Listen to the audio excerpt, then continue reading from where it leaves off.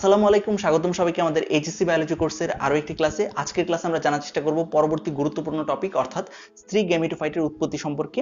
So এই চ্যাপ্টারের মাঝে যে বেসিকগুলো তোমাদের খুবই গুরুত্বপূর্ণভাবে লাগবে সেগুলো হচ্ছে আমরা ফার্স্ট ক্লাসে আলোচনা করছি। সেকেন্ড ক্লাসে আমরা জানানোর চেষ্টা করছি হচ্ছে পুং গ্যামেটোফাইটের উৎপত্তি সম্পর্কে। সো সেই ক্লাসগুলো তুমি যদি আগে দেখে না থাকো তাহলে এক্ষুনি হচ্ছে আগে সেই ক্লাসগুলো দেখে আসো, তারপর হচ্ছে আজকের ক্লাসটা দেখো, কারণ এই জিনিসপাতিগুলো হচ্ছে অনেকটা হচ্ছে ধারাবাহিক নাটকের মতো। সো ধারাবাহিক নাটকে যেমন হচ্ছে কয়েকটা পর্ব মিস করে হচ্ছে নতুন পর্ব দেখলে তুমি কিছু বুঝতে পারবে না, তেমনই ভাবে হচ্ছে আমাদের ফার্স্ট ক্লাস এবং সেকেন্ড ক্লাস না দেখে আজকের এই ক্লাসটা দেখলে তোমার বুঝতে একটু কষ্ট হতে পারে। তার জন্য আমি বলবো এখনই হচ্ছে আমাদের ফার্স্ট এবং সেকেন্ড ক্লাসটা দেখে আসো, তারপর হচ্ছে আজকের এই ক্লাসটা দেখো, ঠিক আছে? আচ্ছা, আজকের ক্লাসে আমরা যে জিনিস জানার চেষ্টা করবো সেটা হচ্ছে বেসিক্যালি দুইটা জিনিস। একটা হচ্ছে স্ত্রী গ্যামেটোফাইটের উৎপত্তি আর একটা হচ্ছে ডিম্বকের পরিস্ফুটন। এখন এই জায়গাতে একটা ঝামেলা আছে। ঝামেলাটা কি? ঝামেলা হচ্ছে আপনাদের বইতে সর্বপ্রথম আলোচনা করা হয়েছে হচ্ছে ডিম্বকের পরিস্ফুটন সম্পর্কে, তারপর গিয়ে আলোচনা করা হয়েছে হচ্ছে স্ত্রী গ্যামেটোফাইটের উৎপত্তি সম্পর্কে। এখন কথা হইতেছে ডিম্বকের পরিস্ফুটন এই জিনিসটা হচ্ছে একটা রেজাল্ট, আর স্ত্রী গ্যামেটোফাইটের উৎপত্তি এই জিনিসটা হচ্ছে একটা প্রসেস। প্রসেসের পর হচ্ছে রেজাল্ট হয়। আর আমাদের বইতে কি করা হয়েছে, আগে ফার্স্টে রেজাল্ট দেখানো হয়েছে, তারপর হচ্ছে প্রসেসটা দেখানো হয়েছে। ফলে আমাদের ব্রেইনে কিন্তু ইজিলি হচ্ছে যাবে না সেই জিনিসটা।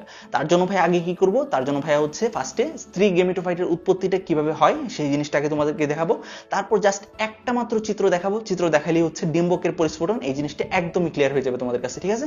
সো ভাইয়া যে সিকোয়েন্সে পড়াইতেছি অবশ্যই চেষ্টা করবো ওই সিকোয়েন্সে পড়তে, তাহলেই হচ্ছে বায়োলজি তোমার কাছে ইনশাআল্লাহ আশা করি মজা লাগবে, ঠিক আছে? সো আমরা শুরু করি স্ত্রী গ্যামেটোফাইটের উৎপত্তি। এক নম্বর কথা হচ্ছে গ্যামেটোফাইট। গ্যামেটোফাইট মানে এই ক্ষেত্রে হচ্ছে একটা হ্যাপ্লয়েড দশা হবে, এবং সেই জিনিসটা কিসের সাথে রিলেটেড? সেই জিনিসটা হচ্ছে স্ত্রী অংশের সাথে রিলেটেড। তার মানে আমরা বুঝতে পারতেছি যে ডিম্বাণু যেখান থেকে উৎপত্তি হবে সেখানে কোন একটা রেণুর সাথে হচ্ছে আমাদের স্ত্রী গ্যামেটোফাইট এই কথাটা হচ্ছে রিলেটেড হবে, ঠিক আছে? আচ্ছা, এখন আমরা মনে রাখবো যে আমরা যেহেতু হচ্ছে স্ত্রী গ্যামেটোফাইটের উৎপত্তি নিয়ে কথাবার্তা বলতেছি, কাহিনীগুলো কোথায় ঘটবে? আমরা যখন হচ্ছে পুং গ্যামেটোফাইটের উৎপত্তি নিয়ে কথা বলছিলাম তখন কাহিনীগুলো ঘটছিল হচ্ছে আমাদের পুংস্তবকে, অর্থাৎ আমাদের এই যে পরাগধানী আছে সেই পরাগধানীর ভিতরে কাহিনীগুলো ঘটছিল। এখন আমরা কি নিয়ে কথাবার্তা বলতেছি? আমরা কথাবার্তা বলতেছি হচ্ছে স্ত্রী গ্যামেটোফাইটের উৎপত্তি। তার মানে আমাদের কাহিনীগুলো কোথায় ঘটবে? এই যে স্ত্রী স্তবক, সেই স্ত্রী স্তবকের মাঝে। আমরা জানি এরকম একটা ফুল অংশকে বলা হয় এক একটা গর্ভপত্র, বা আমরা কি বলতে পারি, গর্ভকেশর বলতে পারি। সো দেখো এখানে একটা মাত্র গর্ভপত্র আমি আঁকছি। এরকমও ফুল হইতে পারে যেখানে হচ্ছে এরকম গর্ভপত্রের সংখ্যা একাধিক, ঠিক আছে? এরকম হইতে পারে। সবগুলোকে তাহলে একসাথে কি বলা হবে? স্ত্রী স্তবক বলা হবে, ঠিক আছে? এখানে যেহেতু হচ্ছে একটা মাত্র গর্ভপত্র, এই জিনিসটাকে আমরা কি বলতে পারি? এই জিনিসটাকে আমরা বলতে পারি হচ্ছে একটা স্ত্রী স্তবক, ঠিক আছে? এবং সেই গর্ভপত্রটার কয়টা অংশ থাকে? তিনটা অংশ। এক নম্বর হচ্ছে তার মাথা, যেটা হচ্ছে মুন্ডি। মুন্ডি মানে কি? গর্ভমুণ্ড। তারপর হচ্ছে এই যে দণ্ড, সেই দণ্ডটাকে আমরা কি বলি? গর্ভদণ্ড। এবং মাঝখানে এই যে অংশ সেটাকে আমরা কি বলি? গর্ভাশয় বলি, ঠিক আছে? এবং সেই গর্ভাশয়ের ভিতরে একটা জিনিস তৈরি হয়, এই জিনিসটা অলরেডি আমাদের জানা থাকার কথা। এটা কি? এটা হচ্ছে ডিম্বক। এবং আমরা যদি হচ্ছে নগ্নবীজে আবৃতবীজে এই চ্যাপ্টারটা পড়ে থাকি, ওই চ্যাপ্টারটা পড়ানোর পর এই চ্যাপ্টারটা ধরার একটাই কারণ, দেখো বারবার হচ্ছে মিল আসবে, ঠিক আছে? আমরা সেই চ্যাপ্টারের মাঝে যখন হচ্ছে অমরা বিন্যাস এই কথাটা যখন পড়াইছিলাম, বা প্লাসেন্টেশন এই যে টপিকটা যখন পড়াইছিলাম, তখন কিন্তু ভাইয়া বলছিলাম যে গর্ভাশয়ের ভিতরে যেই টিস্যু থেকে ডিম্বক তৈরি হয়, গর্ভাশয়ের ভিতরে থাকে ডিম্বক, সেই জিনিসটা যেই টিস্যু থেকে তৈরি হয় তাকে বলা হয় হচ্ছে অমরা টিস্যু বা প্লাসেন্টা। তাহলে আমরা ফার্স্টে হচ্ছে ডিম্বক কোথা থেকে তৈরি হয় সেই জিনিসটা জেনে গেলাম। আমরা মনে রাখবো এই যে গর্ভাশয়, সেই গর্ভাশয়ের ভিতরে ফার্স্টে হচ্ছে ইনিশিয়ালি কিছুই থাকে না, কি থাকে? কিছু পরিমাণ হচ্ছে টিস্যু। যে টিস্যুগুলোকে কি বলা হয়? যে টিস্যুগুলোকে বলা হয় হচ্ছে অমরা টিস্যু। সেই অমরা টিস্যু থেকে আস্তে আস্তে হচ্ছে এখানে কিসের সৃষ্টি হয়? অমরা টিস্যু থেকে আস্তে আস্তে সৃষ্টি হয় হচ্ছে আমাদের ডিম্বকের, ঠিক আছে? তাহলে ডিম্বক কোথা থেকে উৎপত্তি লাভ করে, কোন টিস্যু থেকে, এই জিনিসটা ক্লিয়ার তো একদম? Okay fine. তাহলে আমরা একদম স্টেপ বাই স্টেপ, কোনো তাড়াহুড়ো নাই, আমরা আস্তে ধীরে হচ্ছে এই জিনিসটা বোঝার চেষ্টা করব, কারণ বইতে হচ্ছে অনেক হিজিবিজি করে অনেক অনেক ইনফরমেশন, আজাইরা যত ইনফরমেশন আছে অনেক ইনফরমেশন দেওয়া আছে। সো এত কিছু তুমি যদি হচ্ছে মাথায় রাখতে যাও তোমার কিন্তু কষ্ট হবে, ঠিক আছে? বরঞ্চ আমরা এমন একটা সিকোয়েন্সিয়ালি পড়ার চেষ্টা করব যেন হচ্ছে এই জিনিসটা অটোমেটিক্যালি একটা নাটক দেখলে যেরকম আমাদের মাথায় থাকে ওরকম ভাবে যেন ইজিলি হচ্ছে আমাদের মাথায় ঢুকে যায়, ঠিক আছে? এখন কথা হচ্ছে অমরা টিস্যু যেটা আছে, সেই অমরা টিস্যু ফার্স্টে হচ্ছে এইরকম একটা অংশের সৃষ্টি করে, এরকম একটা অংশের সৃষ্টি করে যেখানে একটা আবরণী অংশ আছে। এই জিনিসটাকে কি বলবো? অমরা টিস্যু। কিন্তু অমরা টিস্যুগুলো এরকম একটা অংশের সৃষ্টি করে যেখান থেকে আস্তে আস্তে এই ডিম্বকটার সৃষ্টি হয়। সেই অংশটার মাঝে আমরা ফার্স্টে হচ্ছে এরকম একটা আবরণ দেখব, যে জিনিসটাকে আমরা কি বলতে পারি? যে জিনিসটাকে আমরা বলতে পারি হচ্ছে আবরণী টিস্যু। আবরণী টিস্যু। ভাইয়া হচ্ছে একদম বইয়ের ভাষার মতো এক্স্যাক্টলি না বুঝাইয়া জাস্ট নিজের মতো করে যেভাবে হচ্ছে তোমরা সহজে বুঝতে পারবো ওরকম ভাবে বোঝানোর চেষ্টা করতেছি। সো এক্স্যাক্টলি চিত্রগুলো হচ্ছে বইয়ের সাথে মিল পাবেন এরকম কোনো কথা নাই, জাস্ট একটু আমরা বোঝার চেষ্টা করি, বুঝে নিলেই তো হলো, ঠিক না? বইয়ের মাঝে সুন্দর সুন্দর চিত্র আছে, সেই চিত্রগুলো হচ্ছে আমরা ডিম্বকের পরিস্ফুরণ যখন আঁকবো তখন হচ্ছে আরো সুন্দর করে আঁকার চেষ্টা করব। সো আমরা যে জিনিসটা মনে রাখবো সেটা হচ্ছে অমরা টিস্যু ডিম্বক তৈরির জন্য ফার্স্টে হচ্ছে এরকম একটা আবরণ বিশিষ্ট অংশের সৃষ্টি করে, যে আবরণ বিশিষ্ট অংশটার নাম কি? আবরণী টিস্যু। এবং মাঝখানে যে টিস্যুটা আছে সে মাঝখানে টিস্যুটার নাম হচ্ছে নিউসেলাস টিস্যু। নিউসেলাস টিস্যু এরকম ভাবে কিন্তু ভেঙ্গে ভেঙ্গে কোথাও হচ্ছে বোঝানো হয় না, তোমরা একটু ভালো করে হচ্ছে মনোযোগ দিয়ে ক্লাসগুলো করো প্লিজ। হ্যাঁ, আচ্ছা তাহলে হচ্ছে আমরা দুইটা জিনিস পাইলাম, একটা হচ্ছে আমাদের আবরণী টিস্যু যেটা হচ্ছে আবরণ গঠন করবে এবং মাঝখানে কিছু পরিমাণ কোষ থাকবে যে কোষগুলো নিয়ে কি গঠিত হবে? নিউসেলাস টিস্যু গঠিত হবে। আচ্ছা এখন কথা হচ্ছে কিছুক্ষণ পরই, এটা হচ্ছে ইনিশিয়াল ডিম্বক আমরা বলতে পারি, সেই ইনিশিয়াল ডিম্বক বা প্রাথমিক ডিম্বক তৈরির পর কিছুক্ষণ পরে দেখা যায় যে এই যে আবরণী টিস্যু, সেই আবরণী টিস্যুর ভিতরে আরেকটা অংশের সৃষ্টি হয়। তাহলে আরেকটা অংশের যদি সৃষ্টি হয় এটা হচ্ছে দ্বিস্তরী হয়ে গেছে। দ্বিস্তরী হয়ে গেলে তখন আর এই জিনিসটাকে আবরণী টিস্যু না বলে তখন এই জিনিসটার বদলে কি বলা হয়? এটাকে বলা হয় হচ্ছে বহিতক।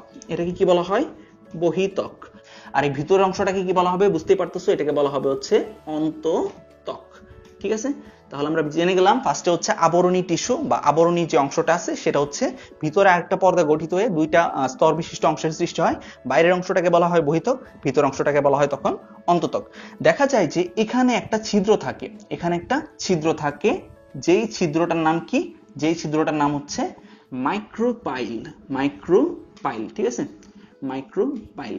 আচ্ছা এখন কথা হচ্ছে আমাদের এখানে বলছি যে ডিম্বকের ভিতরে হচ্ছে ডিম্বাণু তৈরি হবে। সো সেই ডিম্বাণু হচ্ছে অনেকটা নায়িকার মতো। সো সেই নায়িকাকে নিতে আসবে কে? নায়ক আসবে, এবং সেই নায়কের নাম কি? সেই নায়কের নাম হচ্ছে পরাগরেণু। ঠিক আছে, যেখান থেকে হচ্ছে আলটিমেটলি আমাদের শুক্রাণুগুলো সৃষ্টি হবে। সো সেই শুক্রাণু ধরা যাক হচ্ছে আমাদের একদম বরের মতো মাইক্রো দিয়ে হচ্ছে বা মাইক্রো গাড়ি দিয়ে হচ্ছে এদিক দিয়ে আসে, সেজন্য এই রাস্তাটার নাম কি? এই রাস্তাটার নাম হচ্ছে মাইক্রোপাইল। বা আমরা কি বলতে পারি? আমরা বলতে পারি যেহেতু হচ্ছে এটা ডিম্বকের ছিদ্র তার জন্য এটাকে কি বলা হয়? ডিম্বক রন্ধ্র। ডিম্বক রন্ধ্র। সো রন্ধ্র মানেই হচ্ছে ছিদ্র, সুতরাং এটাকে তুমি এটাও বলতে পারো যে ডিম্বক ছিদ্র। ঠিক আছে, আচ্ছা ওকে ফাইন। সো আমরা জেনে গেলাম যে একটা ডিম্বকের আসলে কি কি অংশ থাকে। এখন কথা হচ্ছে বাকি অংশটা হচ্ছে আমাদের পুংগেমিটোফাইটের সাথে একদমই মিল আছে। পুংগেমিটোফাইটের যে হচ্ছে ফার্স্ট ইনিশিয়ালি যে তৈরির ধাপগুলো ছিল সেটার সাথে একদমই মিল আছে।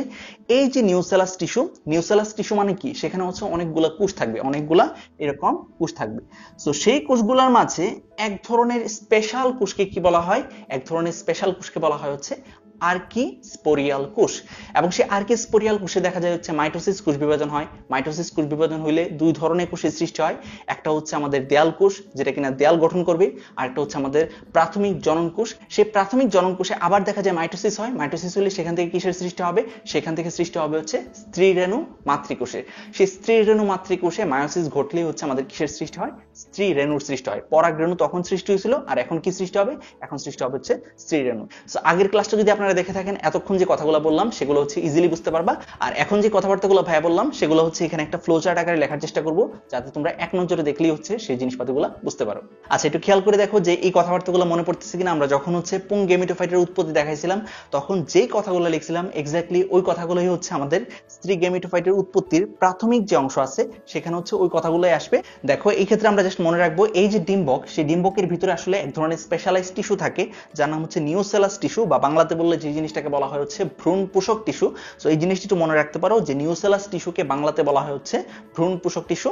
সো নিউসেলাসের সাথে হচ্ছে নিউট্রিশনের মিল আছে। নিউট্রিশন মানে হচ্ছে পুষ্টি, পুষ্টি দিয়ে হচ্ছে কোনো কিছু পোষা হয়। সো সেখান থেকে মনে রাখতে পারো যে নিউসেলাস টিস্যু এটা বাংলা হচ্ছে ভ্রূণ পোষক টিস্যু। সো সেখানে যে জিনিসটা থাকে সেটা হচ্ছে এক ধরনের স্পেশালাইজড কোষ যার নাম হচ্ছে আর্কিস্পোরিয়াল কোষ। সেই আর্কিস্পোরিয়াল কোষ কিরকম? সেটা হচ্ছে ডিপ্লয়েড কিংবা টয়েসেন। সেখানে কি ঘটে? মাইটোসিস কোষ বিভাজন ঘটলে আমি আগের মতোই বললাম যে দুইটা কোষের সৃষ্টি হবে, একটা হচ্ছে দেয়াল কোষ। দেয়াল কোষ হচ্ছে প্রাথমিক দেয়ালটা তৈরি করবে, আর পাশাপাশি হচ্ছে এখানে সৃষ্টি হবে প্রাথমিক জনন কোষ। যেহেতু এখানে ঘটছে মাইটোসিস, দুইটি হচ্ছে কিরকম? দুইটি হবে হচ্ছে ডিপ্লয়েড। সেই ডিপ্লয়েড প্রাথমিক জনন কোষে আবার ঘটবে মাইটোসিস। মাইটোসিস ঘটলে সৃষ্টি হবে হচ্ছে স্ত্রীরেণু মাতৃকোষ। সেই স্ত্রীরেণু মাতৃকোষ কিরকম? যেহেতু হচ্ছে এই ক্ষেত্রে মাইটোসিস ঘটছে, এটা কিরকম হবে? ডিপ্লয়েডই হবে। সো সেই স্ত্রীরেণু মাতৃকোষে যখন হচ্ছে মায়োসিস কোষ বিভাজন করবে, আমরা জানি মায়োসিস কোষ বিভাজনের ফলে হচ্ছে চারটা অপত্য কোষের সৃষ্টি হয়। সো সেখান থেকে হচ্ছে চারটা অপত্য কোষের সৃষ্টি হবে, এবং পাশাপাশি মায়োসিস কোষ বিভাজনের ফলে কি হয়? ক্রোমোজোম সংখ্যা হচ্ছে অর্ধেক হয়ে যায়। সো সেখান থেকে আমরা মনে রাখবো যে স্ত্রী রেণুগুলো সৃষ্টি হবে সেগুলো কিরকম হবে? হ্যাপ্লয়েড কিংবা এন হবে। এবং আমরা কিন্তু যখন হচ্ছে পুংগেমিটোফাইটের ফাইটের উৎপত্তি দেখাইছিলাম তখন কিন্তু বলছিলাম যে একদম লাস্টে এই কাহিনীগুলো সবগুলো হয়েছিল কিন্তু সেখানে।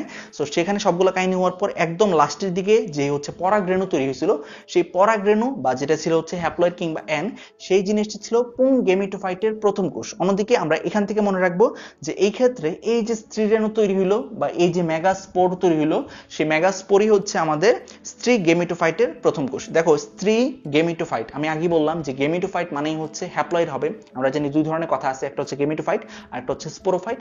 গেমিটোফাইট কথাটা আমরা বায়োলজিতে যেখানে পাই গেমিটোফাইট মানে হচ্ছে হ্যাপ্লয়েড কিংবা অ্যান। অন্যদিকে স্পোরোফাইট কথাটা আমরা বায়োলজিতে যেখানে পাই স্পোরোফাইট মানে কি ডিপ্লয়েড কিংবা টুয়াইসেন। তাহলে এই ক্ষেত্রে আমরা কি পড়তেছি, স্ত্রী গেমিটোফাইটের উৎপত্তি, তার মানে এগুলো সবগুলাই হচ্ছে স্পোরোফাইটিক দশা। এখানে গিয়ে ফার্স্ট সৃষ্টি হলো হচ্ছে আমাদের গেমিটোফাইটিক একটা দশা, যেটা হচ্ছে হ্যাপ্লয়েড স্ত্রীরেণু। তাহলে আমরা মনে রাখবো হ্যাপ্লয়েড স্ত্রীরেণু, কিংবা আমরা ইংলিশে বললে যে জিনিসটাকে কি বলি মেগাস্পোর বলি। সো সেই মেগাস্পোরই হচ্ছে আমাদের স্ত্রী গেমিটোফাইটের প্রথম কোষ, ঠিক আছে। অন্যদিকে পুরুষ গেমিটোফাইটের বা পুং গেমিটোফাইটের প্রথম কোষ কোনটা ছিল, সেটা ছিল হচ্ছে আমাদের পরাগরেণু কিংবা পোলেন গ্রেইন, ঠিক আছে। তো আশা করি হচ্ছে এই জিনিসপাতিগুলো একদমই মনে থাকবে। এখানে যে হচ্ছে স্ত্রীরেণু মাতৃকোষ আছে, এই অংশটা থেকে হচ্ছে পরবর্তীতে আমাদের স্ত্রী গেমিটোফাইটটা আস্তে আস্তে কিভাবে হচ্ছে বিকশিত হয়ে একদম পূর্ণাঙ্গ রূপ ধারণ করবে সেই জিনিসটা আমরা জানবো। তার জন্য হচ্ছে ভাই এই জিনিসটা মুছে দেই। আপাতত এখান থেকে জাস্ট এমসিকিউর জন্য কি মনে রাখতে হবে, এমসিকিউর জন্য মনে রাখতে হবে যে নিউসেলাস টিস্যু, এটার অপর নাম হচ্ছে ভ্রূণপোষক টিস্যু, এবং সেখানে থাকে আর্কিস্পোরিয়াল কোষ, যেটা কিনা এই অংশগুলো পার হয়ে আলটিমেটলি কিসের সৃষ্টি করে, আমাদের হ্যাপ্লয়েড স্ত্রীরেণু সৃষ্টি করে। এবং এই হ্যাপ্লয়েড স্ত্রীরেণু কিংবা মেগাস্পোরি হচ্ছে আমাদের স্ত্রী গেমিটোফাইটের প্রথম কোষ। এই জিনিসটা হচ্ছে মনে রাখতে হবে। আর এখন আমি দেখাবো এই হ্যাপ্লয়েড স্ত্রীরেণু তৈরির পর সেই জিনিসটা আস্তে আস্তে কিভাবে হচ্ছে পূর্ণতা লাভ করে কিংবা হচ্ছে আমাদের ম্যাচিউর হয়, ঠিক আছে। আচ্ছা, একটু আগে আমরা যে জিনিসটা বলতেছিলাম সেটা হচ্ছে একটা স্ত্রীরেণু মাতৃকোষ, যেটা কিনা ডিপ্লয়েড কিংবা টুয়াইসেন। সেটাতে কি ঘটবে, সেটাতে ঘটবে হচ্ছে মায়োসিস কোষ বিভাজন। মায়োসিস কোষ বিভাজন ঘটলে আমরা জানি হচ্ছে 4টা কোষের সৃষ্টি হয়। সো এখানে হচ্ছে 4টা কোষের সৃষ্টি হয়েছে, এবং সেই কোষগুলোর নাম কি, স্ত্রীরেণু মাতৃকোষে ঘটছে মায়োসিস। তার মানে সেখান থেকে তৈরি হবে হচ্ছে স্ত্রীরেণু কিংবা মেগাস্পোর। এবং যেহেতু মায়োসিস ঘটলে হচ্ছে ক্রোমোজোম সংখ্যা 2n থেকে n হয়ে যায়, তাহলে এরা প্রত্যেকেই কিরকম হবে, এরা প্রত্যেকেই হবে হচ্ছে হ্যাপ্লয়েড কিংবা n। আমরা মনে রাখবো এই যে স্ত্রীরেণু কিংবা মেগাস্পোর, সেগুলো হচ্ছে পরবর্তীতে একটা অংশের সৃষ্টি করে, যে জিনিসটার নাম হচ্ছে ভ্রূণথলি কিংবা এমব্রায়োসেক। তাহলে এই যে 4টা কোষ আছে, প্রত্যেকেই কি তৈরি করতে পারে, প্রত্যেকে তৈরি করতে পারে হচ্ছে ভ্রূণথলি কিংবা এমব্রায়োসেক। তবে কিছু কিছু উদ্ভিদের ক্ষেত্রে দেখা যায় যে এই যে 4টা হচ্ছে স্ত্রীরেণু আছে, সেই 4টা স্ত্রীরেণু হচ্ছে ভ্রূণথলি তৈরি করতে পারে না। কিছু কিছু হচ্ছে স্ত্রীরেণু তারা ধ্বংস হয়ে যায়, বাকি স্ত্রীরেণুগুলো হচ্ছে ভ্রূণথলি তৈরি করে। যদি এমন দেখা যায় যে কোনো একটা উদ্ভিদের যে 4টা স্ত্রীরেণু তৈরি হলো, সেই 4টা স্ত্রীরেণুই হচ্ছে 4টা ভ্রূণথলি তৈরি করে, তাহলে সেই ধরনের ভ্রূণথলি তৈরির প্রক্রিয়াকে বলা হয় হচ্ছে টেট্রাস্পোরিক ভ্রূণথলি তৈরির প্রক্রিয়া। টেট্রাস্পোরিক, দেখো এখানে হচ্ছে 4টা স্পোর আছে বা মেগাস্পোর আছে, প্রত্যেকেই হচ্ছে এক একটা ভ্রূণথলি তৈরি করতে পারে। তাহলে এই জন্য হচ্ছে টেট্রাস্পোরিক প্রক্রিয়া বলা হয় এই জিনিসটাকে, ভ্রূণথলি গঠনের টেট্রাস্পোরিক প্রক্রিয়া। যদি এমন হয় যে তোমার হচ্ছে 4টা স্ত্রীরেণু তৈরি হইলো, সেখান থেকে হচ্ছে 2টা স্ত্রীরেণু হচ্ছে ধ্বংস হয়ে গেল, বাকি 2টা হচ্ছে আমাদের ভ্রূণথলি তৈরি করলো, তাহলে সেই ধরনের ভ্রূণথলি তৈরির প্রক্রিয়াকে বলা হয় হচ্ছে বাইস্পোরিক। আমরা জানি বাই কথাটা দ্বারা কি বোঝায়, বাই দ্বারা বোঝায় হচ্ছে 2 কিংবা ডাবল। আচ্ছা, এখন যে জিনিসটা হচ্ছে সবচেয়ে বেশি দেখা যায়, সেটা হচ্ছে প্রায়শই দেখা যায় যে উদ্ভিদের মাঝে এই যে 4টা স্ত্রীরেণু তৈরি হলো, সেই 4টা স্ত্রীরেণু থেকে 3টা স্ত্রীরেণু হচ্ছে ধ্বংস হয়ে যায়, বাকি একটা স্ত্রীরেণু থেকে হচ্ছে ভ্রূণথলি তৈরি হয়। তাহলে একটা স্ত্রীরেণু থেকে ভ্রূণথলি তৈরি, এই প্রক্রিয়াকে কি বলা হবে, মনোস্পোরিক। আমরা জানি মনো কথাটা মানেই হচ্ছে বায়োলজিতে কি বোঝায়, মনো মানেই হচ্ছে এক বোঝায়। এবং এই মনোস্পোরিক ভ্রূণথলি তৈরির প্রক্রিয়াকে একটা নামে ডাকা হয়, সেই জিনিসটা হচ্ছে পলিগোনাম প্রক্রিয়া। পলিগোনাম প্রক্রিয়া, এর কারণ হচ্ছে বিজ্ঞানী স্ট্রাসবার্গার সর্বপ্রথম পলিগোনাম নামে একটা উদ্ভিদে এই মনোস্পোরিক ভ্রূণথলি তৈরির প্রক্রিয়াটা আবিষ্কার করেন, ঠিক আছে। সো এই জন্যই হচ্ছে এই জিনিসটাকে বা মনোস্পোরিক ভ্রূণথলি তৈরির প্রক্রিয়াকে কি বলা হয়, পলিগোনাম ভ্রূণথলি তৈরির প্রক্রিয়া। তাহলে পলিগোনাম ভ্রূণথলি তৈরির প্রক্রিয়ার ক্ষেত্রে কি হয়, এই যে দেখো স্ত্রীরেণু মাতৃকোষ, সেটা ফার্স্টে হচ্ছে মায়োসিস কোষ বিভাজনের মাধ্যমে 4টা স্ত্রীরেণু কিংবা হচ্ছে 4টা মেগাস্পোরের সৃষ্টি করলো। সেই 4টা স্ত্রীরেণু থেকে 3টা স্ত্রীরেণু তো ধ্বংস হয়ে গেল, বাকি একটা থাকলো। সেই একটা স্ত্রীরেণু পরবর্তীতে হচ্ছে বড় হয়ে যায়, বড় হয়ে এরকম একটা স্ট্রাকচার গঠন করে। এরকম একটা স্ট্রাকচার কি আমরা কি বলি, এরকম একটা স্ট্রাকচার কি আমরা বলতে পারি হচ্ছে ভ্রূণথলি, ঠিক আছে। আচ্ছা, ভ্রূণথলি তৈরি হলো। এখন সেই ভ্রূণথলির মাঝে এই যে তোমার হচ্ছে স্ত্রীরেণু আছে, সেই স্ত্রীরেণু নিশ্চয়ই হচ্ছে নিউক্লিয়াস থাকবে, এবং সেই নিউক্লিয়াসের চারপাশে এদিকে থাকবে হচ্ছে সাইটোপ্লাজম। সো এই যে জিনিসটা, এই জিনিসটা খুবই ভালো করে মনে রাখো যে এটা হচ্ছে একটা স্ত্রীরেণু, তার মানে হচ্ছে একটা কোষ। সেই কোষের ভিতরে অবশ্যই কি থাকবে, অবশ্যই কিন্তু সাইটোপ্লাজম থাকবে। সাইটোপ্লাজমের আইডিয়াটা যদি তোমার মাথায় না থাকে তখন কিন্তু হচ্ছে মিলাইতে পারবে না। সো এই জন্য আমরা মনে রাখবো এর ভিতরে কি থাকে, এর ভিতরে থাকে হচ্ছে সাইটোপ্লাজম এবং পাশাপাশি কি থাকে, নিউক্লিয়াস থাকে, ঠিক আছে। পরবর্তীতে দেখা যায় যে এই যে নিউক্লিয়াসটা আছে সেই নিউক্লিয়াসটা বিভাজিত হয়ে কিসের সৃষ্টি করে, দুইটা নিউক্লিয়াসের সৃষ্টি করে। এবং সেই দুইটা নিউক্লিয়াস আবার বিভাজন করে কিসের সৃষ্টি করে, চারটা নিউক্লিয়াসের সৃষ্টি করে, চারটা নিউক্লিয়াসের সৃষ্টি করে। সেই চারটা নিউক্লিয়াস আবার বিভাজন করলে তারা কিসের সৃষ্টি করবে, আটটা নিউক্লিয়াসের সৃষ্টি করবে।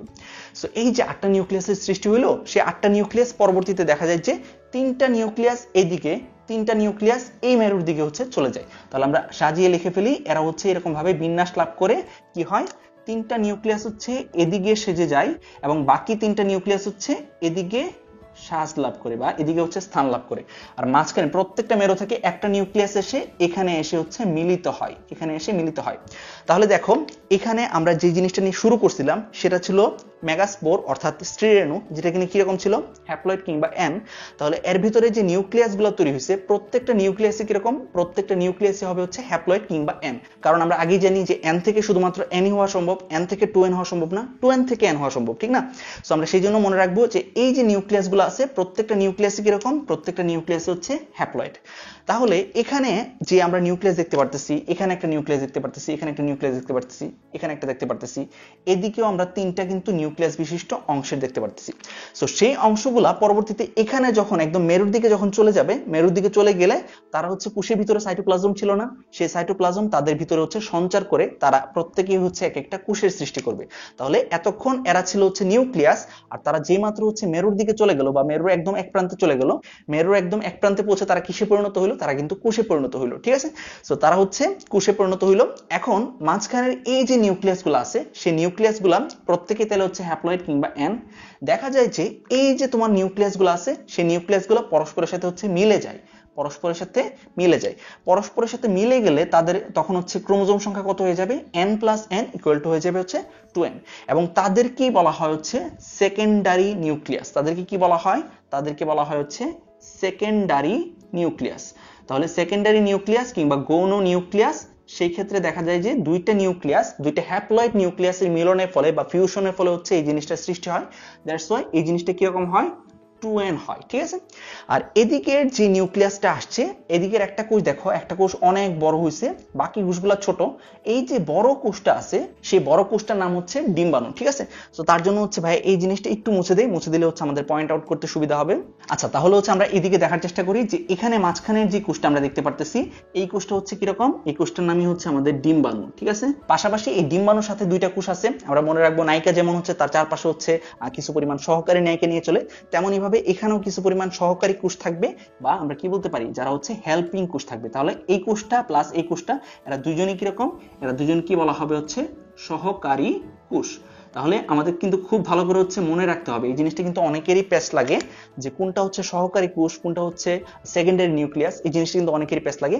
আমরা মনে রাখবো এই যে ভ্রূণথলি তৈরি হলো, ভ্রূণথলি তৈরির পর যেই প্রান্তটা আমাদের এই যে ডিম্বকের এদিকে আমরা বলছিলাম না একটা রন্ধ্র থাকে বা ছিদ্র থাকে, যেই প্রান্তটা এই ভ্রূণথলির, এই যে ভ্রূণথলিটা তো এখানে তৈরি হলো, সো সেই ভ্রূণথলির যেই প্রান্তটা হচ্ছে আমাদের এই ডিম্বক রন্ধ্রের দিকে থাকবে বা এই ছিদ্রটার দিকে থাকবে, সেই অংশের একদম মাঝখানের কোষটাকে বলা হবে হচ্ছে ডিম্বাণু। সেই অংশে একদম মাঝখানে কোষটাকে কি বলা হবে, ডিম্বাণু। এবং ডিম্বাণু যেহেতু নায়িকা, সে নায়িকা হচ্ছে সবসময় সহকারী নিয়ে চলবে, তাহলে ডিম্বাণুর দুই পাশে যে দুইটা কোষ আছে তাদেরকে কি বলা হবে, সহকারী কোষ। এবং পাশাপাশি হচ্ছে এই মাঝখানের যে নিউক্লিয়াস গুলো আছে সেই নিউক্লিয়াস গুলা পরস্পরের সাথে ফিউশনের মাধ্যমে একটা ডিপ্লয়েড কন্ডিশন সৃষ্টি করে, যে জিনিসটাকে কি বলা হয়, যে জিনিসটাকে বলা হয় হচ্ছে সেকেন্ডারি নিউক্লিয়াস, ঠিক আছে। এবং পাশাপাশি একটু খেয়াল করে দেখো যে এই যে ডিম্বাণুর দিকের এই যে তিনটা কোষ, সেই তিনটা কোষের একদম অপোজিট প্রান্তে এই পাশে কি আছে, এই পাশে আছে আরো তিনটা কোষ। তাহলে এই তিনটা কোষকে তখন কি বলা হবে, এই তিনটা কোষকে বলা হবে হচ্ছে প্রতিপাদ কোষ, প্রতিপাদ কোষ। তাহলে প্রতিপাদ স্থান বলে কিন্তু আমাদের একটা আইডিয়া আছে, সেই জিনিসটা কি, এটা যদি হচ্ছে পৃথিবী হয়, পৃথিবীর এই প্রান্তে যদি বাংলাদেশ হয়, তাহলে এই প্রান্তে যদি হচ্ছে কোনো একটা কান্ট্রি থাকে, তাহলে সেই কান্ট্রিটাকে আমরা বলবো প্রতিপাদ স্থান। তাহলে সেমলি হচ্ছে আমরা দেখতে পারতেছি যে এই যে ডিম্বাণু এক মেরুতে অবস্থান করতেছে, ওই একদম এক্স্যাক্টলি অপোজিট স্থানে বা অপোজিট মেরুতে যে কোষগুলো অবস্থান করবে তাদেরকে আমরা কি বলতে পারি, প্রতিপাদ কোষ। তাহলে আমরা মনে রাখবো ভ্রূণথলি যেটা তৈরি হলো, সেই ভ্রূণথলির যেই পাশটা হচ্ছে আমাদের ডিম্বক রন্ধ্র বা ডিম্বক ছিদ্রের মিডলের দিকে থাকে সেই পাশের একদম মাঝখানের যে কোষ তাকে বলা হয় ডিম্বাণু, তার দুই পাশের কোষকে বলা হয় সহকারী কোষ, মাঝখানের যে নিউক্লিয়াস গুলা তাদেরকে বলা হয় সেকেন্ডারি নিউক্লিয়াস। আমাদের মনে রাখতে হবে ডিম্বাণু সেটা হচ্ছে হ্যাপ্লয়েড কিংবা এন, অন্যদিকে সেকেন্ডারি নিউক্লিয়াস সেটা হচ্ছে ডিপ্লয়েড কিংবা টুয়াইস এন। পাশাপাশি আমরা মনে রাখবো যে ডিম্বাণু সহ এই যে হচ্ছে সহকারী কোষগুলো আছে সেই তিনটা কোষের একদম হচ্ছে অপোজিট প্রান্তে বা প্রতিপাদ স্থানে হচ্ছে যেই কোষগুলো অবস্থান করে তাদেরকে কি বলা হবে, তাদেরকে বলা হবে হচ্ছে প্রতিপাদক কোষ। প্রতিপাদক কোষের সঙ্গে আসলে কি বলবা, যে ডিম্বাণু এবং সহকারী কোষগুলোর একদম হচ্ছে অপোজিট সাইডে বা বিপরীত সাইডে বিপরীত মেরুতে হচ্ছে যেই কোষগুলো অবস্থান করে তাদেরকে বলা হয় হচ্ছে প্রতিপাদক কোষ। সো আশা করি হচ্ছে আমাদের ভ্রূণথলি কিভাবে তৈরি হয় সেই জিনিসটা সম্পর্কে একটা ওভারঅল ভালো ধারণা পাইছো। সো মোটামুটি এই হচ্ছে আমাদের স্ত্রী গেমেটোফাইটের উৎপত্তি বা আমরা বলতে পারি হচ্ছে স্ত্রী গেমেটোফাইটের বিকাশ জিনিসটা। সো এখন আমরা যদি হচ্ছে ডিম্বকের পরিস্ফুটন বা একটা ডিম্বকের চিত্র দেখি তাহলে আশা করি একদম ইজিলি বুঝতে পারবা। আমরা মনে রাখবো এই যে হচ্ছে ডিম্বক রন্ধ্র, সেই ডিম্বক রন্ধ্রের এদিকে থাকবে হচ্ছে আমাদের ডিম্বাণু, এদিকে থাকবে হচ্ছে সহকারী কোষগুলা, মাঝখানে থাকবে হচ্ছে সেকেন্ডারি নিউক্লিয়াস যেটা কিনা এরকম ডিপ্লয়েড কিংবা টুয়াইস এন, আর একদম অপোজিট প্রান্তে কি থাকবে, অপোজিট প্রান্তে থাকবে হচ্ছে প্রতিপাদক কোষ। তাহলে এখন চলো হচ্ছে আমরা দেখে নিই, একটা চিত্র দেখলে এখন আশা করি একদম ক্লিয়ার হয়ে যাবে। জাস্ট এখন আমরা কি দেখবো, আমরা দেখবো হচ্ছে ডিম্বকের পরিস্ফুটন কিংবা একটা অধোমুখী ডিম্বকের চিত্রটা কিরকম হয়। আচ্ছা একটু ভালো করে এদিকে খেয়াল করেন, আমরা এখন যে জিনিসটা জানার চেষ্টা করবো সেটা হচ্ছে একটা অধোমুখী ডিম্বকের চিত্র। অধোমুখী মানে কি, অধোমুখী মানে হচ্ছে চেহারাটা একটু নিচে করে আছে, ঠিক আছে। ভর্তি পরীক্ষায় চান্স না পাইলে হচ্ছে মানুষের চেহারা যেরকম হয়ে যায় তেমনই ভাবে হচ্ছে চেহারাটা নিচে করে আছে, এরকম হইলে তাকে বলা হয় হচ্ছে অধোমুখী। যদি উপরের দিকে থাকে চান্স পাইছে, তার মানে হচ্ছে এরকম অবস্থায় রেখে বলা হয় হচ্ছে ঊর্ধ্বমুখী ডিম্বকের চিত্র। আর যদি একদম পাশাপাশি থাকে, এরকম যদি থাকে তখন তাকে বলা হয় হচ্ছে পার্শ্বমুখী, আর একটু আঁকাবাঁকা থাকলে তখন তাকে বলা হয় হচ্ছে বক্রমুখী। তাহলে ডিম্বক সেটা কি হচ্ছে ঊর্ধ্বমুখী, অধোমুখী, বক্রমুখী নাকি হচ্ছে পার্শ্বমুখী, এটা আসলে বিভিন্ন ফুলে অনেক রকমের হয়।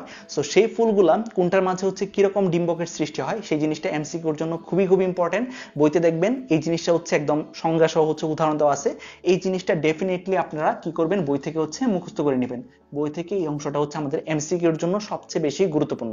আর এখন ভাইয়া যে জিনিসটা দেখাবো সেটা হচ্ছে অধোমুখী ডিম্বকের চিত্র। এই জিনিসটা হচ্ছে তোমাদের বইতে লেখা আছে।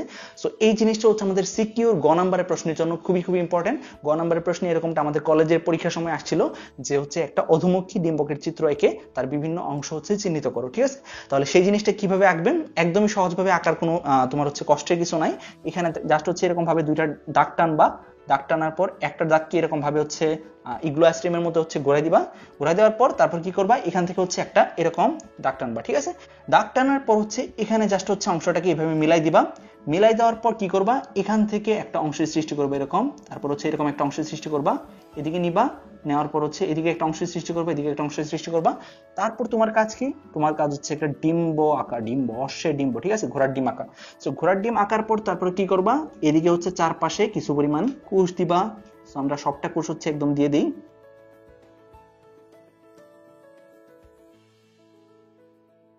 দিয়ে দেওয়ার পর তারপর আমাদের কাজ কি, এগুলা প্রত্যেকটাই হচ্ছে আমাদের এখানের যে কোষগুলো আছে সবগুলো হচ্ছে নিউসেলাস টিস্যুর কোষ।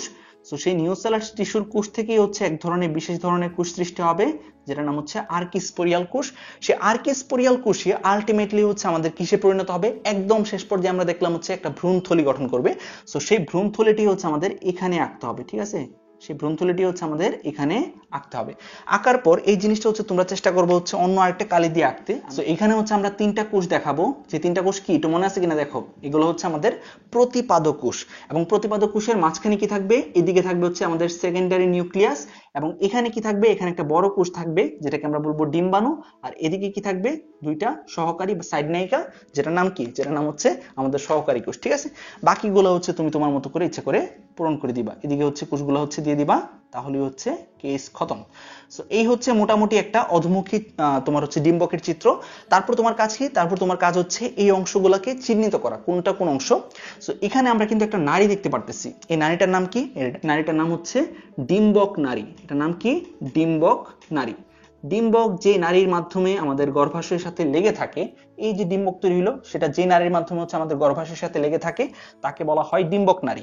এরপর এই অংশটা যেটা কিনা হচ্ছে আমাদের ডিম্বক এবং পাশাপাশি হচ্ছে এই নারীর সাথে একটা সংযোগস্থল, তাকে বলবো আমরা ডিম্বক নাভি। এটাকে কি বলবো আমরা, ডিম্বক নাভি। আচ্ছা, এরপর আমাদের দেখা যাচ্ছে যে এখানে হচ্ছে আমরা কিছু অংশ দেখতে পারতেছি, এদিকে একটা বাইরের অংশ দেখতে পারতেছি যেটাকে আমরা কি বলবো, দেখো এগুলো মনে পড়তেছে কিনা, এটা হচ্ছে বহিতক। এটা হচ্ছে আমাদের বহিতক, যেটা আমরা বলছিলাম যে একদম শুরুতে হচ্ছে একটা ত্বক থাকে, তারপর হচ্ছে তার মাঝখানে আরেকটা ত্বক সৃষ্টি হলে তখন হচ্ছে আর সেই জিনিসটাকে আবরণী টিস্যু না বলে কি বলা হয়, বহিত্বক অন্তত্বক বলা হয়। তাহলে এই অংশটা কি হবে, এই অংশটার নাম হবে হচ্ছে অন্তত্বক, এটার নাম হবে হচ্ছে অন্তত্বক। ওকে ফাইন, হয়ে গেল। তারপর এই জিনিসটাকে আমরা কি বলবো, এই জিনিসটাকে আমরা বলবো হচ্ছে ভ্রূণথলি। আর বাকি অংশগুলো আমি আমার মার্কারে কালি বাঁচাইতে আঁকবো না, বা আমি হচ্ছে নোট করব না, এটা হচ্ছে আপনাদের কাজ। আপনারা কি আঁকবেন, এদিকে টান দিয়ে আঁকবেন। এই জিনিসটা হচ্ছে আমাদের নিউসেলাস টিস্যু, এটা হচ্ছে আমাদের কিসের, এগুলো হচ্ছে আমাদের প্রতিপাদক কোষ, এটা টান দিয়ে এখানে লিখবেন। তারপর এখানে টান দিয়ে লিখবেন হচ্ছে এটা হচ্ছে আমাদের সেকেন্ডারি নিউক্লিয়াস, এটা হচ্ছে আমাদের ডিম্বাণু, এটা হচ্ছে আমাদের সহকারী কোষ। ঠিক আছে, সো এগুলা আঁকলেই হচ্ছে আমাদের একটা অধমুখী ডিম্বকের চিত্র যদি পরীক্ষাতে আসে সুন্দর করে হচ্ছে আপনারা ব্যাখ্যা করতে পারবেন। খুবই সিম্পল জিনিস। এখন দেখো, এখন কিন্তু আমরা বহিত্বক, অন্তত্বক, তারপরে ভ্রূণথলি, তারপর হচ্ছে আমাদের সেকেন্ডারি নিউক্লিয়াস, প্রতিপাদক কোষ, এগুলো কিন্তু আমরা বলতে বলতেই হচ্ছে আমরা বুঝতে পারতেছি আচ্ছা কাহিনীটা কি হইতেছে। সো এই জন্যই হচ্ছে ভাই কি করলাম, ফার্স্টে হচ্ছে স্ত্রী গেমিটোফাইটের উৎপত্তি পড়াইলাম, তারপর হচ্ছে ডিম্বকের পরিস্ফুটন পড়াইলাম। বইতে যে জিনিসটা করা আছে, ফার্স্টে হচ্ছে ডিম্বকের পরিস্ফুটন দেওয়া আছে, তারপর হচ্ছে স্ত্রী গেমিটোফাইটের উৎপত্তি দেওয়া আছে। সো আগে রেজাল্ট দেখায় পরে হচ্ছে প্রসেস দেখালে হবে না, এই জিনিসটা কোনো থ্রিলার মুভি না। আমাদের মনে রাখতে হবে ব্রেন ইজিলি বুঝতে পারে কখন, ব্রেন বুঝতে পারে যখন হচ্ছে আগে প্রসেস দেখাবা তারপর হচ্ছে রেজাল্ট দেখাবা। ঠিক আছে, তো আশা করি হচ্ছে মোটামুটি ভাবে আজকের ক্লাসটা খুবই ইন্টারেস্টিং লাগছে। আজকের ক্লাসটা আশা করি হচ্ছে আপনারা বুঝতে পারছেন। নেক্সট ক্লাসে আমরা জানার চেষ্টা করব এই যে তোমার হচ্ছে রাস্তা, যে রাস্তাটাকে আমরা কি বলতেছি, এই রাস্তাটাকে তো আবার নোট করা হয় নাই, এটার নাম হচ্ছে ডিম্বক রন্ধ্র বা ডিম্বক ছিদ্র। সেই ডিম্বক ছিদ্র দিয়ে কে প্রবেশ করবে আমাদের একটু দেখাই দিই তোমাদেরকে। সো এই জিনিসটা হচ্ছে কি হবে, তখন হচ্ছে আমাদের যখন এই যে পরাগ তৈরি হইলো, সেই পরাগ নায়ক বা আমাদের অনন্ত জলিল ভাইয়া, সেই জিনিসটা হচ্ছে কোন একটা বাহকের মাধ্যমে এখান থেকে যখন হচ্ছে গর্ভমুণ্ডিকে পতিত হইলো, পতিত হওয়ার পর এখানে বলছিলাম না একটা রাস্তার সৃষ্টি হবে। সো সেই রাস্তাটাকে আমরা কি বলতেছি, সেই রাস্তাটাকে আমরা বলতেছি হচ্ছে পরাগ নালিকা। সেই পরাগ নালিকা দেখা যাবে যে এই জায়গাতে ঘুরে এসে এখানে গিয়ে হচ্ছে প্রবেশ করে গেছে, এখানে গিয়ে হচ্ছে প্রবেশ করে গেছে, অর্থাৎ ডিম্বক রন্ধ্র দিয়ে হচ্ছে প্রবেশ করছে। আমরা কিন্তু আগে বলছিলাম যে এখান দিয়ে হচ্ছে ফার্স্টে নালিকা নিউক্লিয়াস আসবে, নালিকা নিউক্লিয়াস এখানে এসে এখানে গিয়ে হচ্ছে বিলুপ্ত হয়ে যাবে, পিছনে পিছনে আসবে হচ্ছে জনন নিউক্লিয়াস, জনন নিউক্লিয়াস দুইটা শুক্রাণু তৈরি করবে, দুইটা শুক্রাণুর একটা গিয়ে মিলিত হবে হচ্ছে আমাদের এই ডিম্বাণুর সাথে, আরেকটা গিয়ে মিলিত হবে হচ্ছে সেকেন্ডারি নিউক্লিয়াসের সাথে। ফলে যেহেতু হচ্ছে এই ক্ষেত্রে দুইবার নিষেক হবে, এই জিনিসটাকে আমরা বলতেছি ডাবল ফার্টিলাইজেশন কিংবা দ্বিনিষেক। সো সেই দ্বিনিষেকের ফলে আসলে কি কি সৃষ্টি হয় সেই জিনিসটি হচ্ছে আমাদের পরবর্তী ক্লাসে আমরা দেখাবো, অর্থাৎ ফার্টিলাইজেশনের ক্লাসে আমরা দেখাবো। আশা করি আজকের ক্লাসে যে জিনিসটা একদম ভেঙে ভেঙে বুঝাইছে, আমার কিন্তু এই ক্লাসটা নিতে একদম অবস্থা কাইল হয়ে গেছে, প্রচুর গরমের দিকে। তারপর হচ্ছে আমি চেষ্টা করছি প্রত্যেকটা জিনিস একদম ভেঙে ভেঙে তোমাদেরকে বোঝাইতে, যেন হচ্ছে বই পড়তে গেলে তোমাদের কোনো কষ্ট না হয়। সো সবাই ভাইয়ের জন্য দোয়া করবা, ঠিক আছে, রমজান মাস চলতেছে, একদম লাস্ট সময় চলতেছে। তো সবাই হচ্ছে ভাইয়ের জন্য দোয়া করবা, আর নিজেরা হচ্ছে পড়াশোনা একটু ভালো করে করতে হবে, না হয়তো কিন্তু অবস্থা হচ্ছে আমাদের একদম অধমুখী ডিম্বকের মতো হয়ে যাবে। ঠিক আছে, তো সবাই ভালো থাকো, আসসালামু আলাইকুম।